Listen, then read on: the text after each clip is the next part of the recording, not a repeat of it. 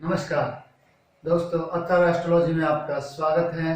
बात करें मकर राशि के लिए ये जो वर्ष है 2023 कैसा रहेगा। तो गोचर को देखें अगर हम, तो शनि का भ्रमण, बृहस्पति का भ्रमण और राहु का भ्रमण। तो जो शनिदेव है जैसे कि मकर राशि को 7.5 चल रही है, और जो राशि है चंद्र राशि यानी मकर, जहाँ चंद्रमा 10 नंबर में है तो उनकी मकर राशि होती है। शनि का भ्रमण हुआ है दूसरे भाव में, यानी मकर राशि को 7.5 का अंतिम चरण चल रहा है। बृहस्पति की बात की जाए तो बृहस्पति अप्रैल तक तो आपके तृतीय भाव में रहेंगे, और राहु केतु जो कि आपके चतुर्थ और दसम भाव में है, उनका भ्रमण अक्टूबर में होगा। राहु मीन राशि में आएंगे और केतु कन्या राशि में आएंगे। इन सबको देखते हुए आपका ये वर्ष कैसा रहता है, आइए विश्लेषण करते हैं। जैसा कि मैंने कहा 7.5 है, चल रही है, अंतिम चरण है, तो परेशानियां तो दृष्टिगोचर हो रही है, परंतु थोड़ा सा आपका जो परेशानियों में कमी आने वाली है। कमी क्यों आने वाली है? क्योंकि 7.5 का अंतिम चरण है। 7.5 का जो पीक टाइम है वो आप निकाल चुके हैं, 5 वर्ष आप निकाल चुके हैं। अब 7.5 का जो 2.5 साल अंतिम वर्ष, दूसरे भाव में शनि। तो शनि जब दूसरे भाव में होते हैं तो नेत्र संबंधी रोग देते हैं। हाँ, मुख्यतः वाणी पे जरूर संयम रखना है। वाणी पे अगर संयम नहीं रखा तो परिवार कुटुंब में परेशानियां से दो चार होना पड़ सकता है। शनि दूसरे भाव में है तो दृष्टि चतुर्थ भाव पर, अष्टम भाव पर और एकादश भाव पर होगी। तो जो कैश क्रंच है वो होने की संभावनाएं हैं। वाहन चलाते समय ध्यान रखने की आवश्यकता है। वाहन रैशली नहीं चलाए, तेजी से नहीं चलाए, ध्यान रखे। संपत्ति का क्रय विक्रय करे तब भी हमको ध्यान रखना है। साथ ही साथ जो माता है उनके स्वास्थ्य के प्रति भी लापरवाही नहीं बरतनी है।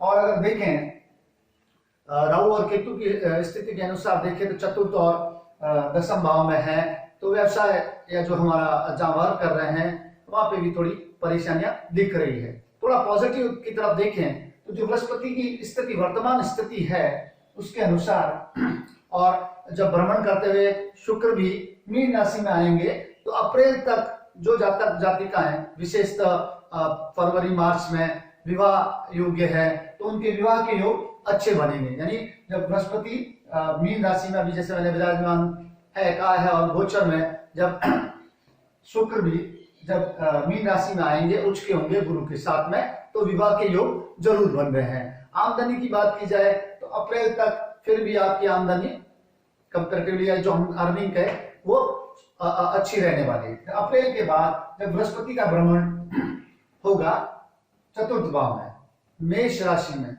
तब चांडाल योग का निर्माण होगा। तब आपको थोड़ा विशेष ध्यान रखना होगा कि व्यवसाय में जो हमारे अधीनस्थ कर्मचारी है या जो हमसे हायर अथॉरिटी हैं उनसे व्यवहार अच्छा रखें, उनके जो निर्देशों के अनुसार ही कार्य करें।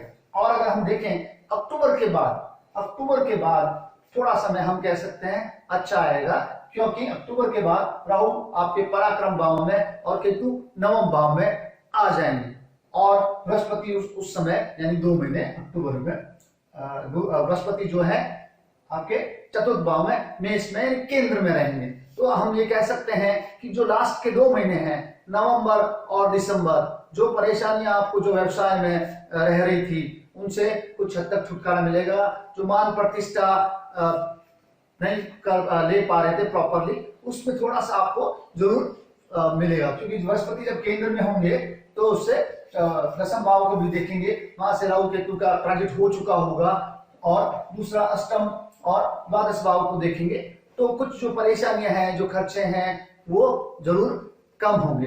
परंतु जैसा कि मैंने कहा 7.5 का दूसरा चरण चल रहा है, तो आपको ध्यान देना है। और जो भी अगर परेशानियां हैं तो शनि चालीसा का पाठ जरूर करना है, और हनुमान चालीसा के पाठ कर सकते हैं, और दान पुण्य कीजिए। जो वृद्ध है, जो निःशक्त जन है, जो एबल नहीं है, जो योग्य नहीं है, उनकी सहायता जरूर कीजिए। और अपने घर में भी जो बड़े हैं, बुजुर्ग हैं, उनकी सेवा कीजिए, उनका आशीर्वाद दीजिए, उससे आपको जरूर फायदा मिलने वाला है। तो जैसा कि मैंने कहा कि मकर राशि के लिए राहु केतु का ट्रांजिट और बृहस्पति का ट्रांजिट। हाँ, एक और बात, जैसा कि मैंने कहा बृहस्पति और राहु का जब चांडाल योग होगा तब आपको विशेषतः ध्यान देना है।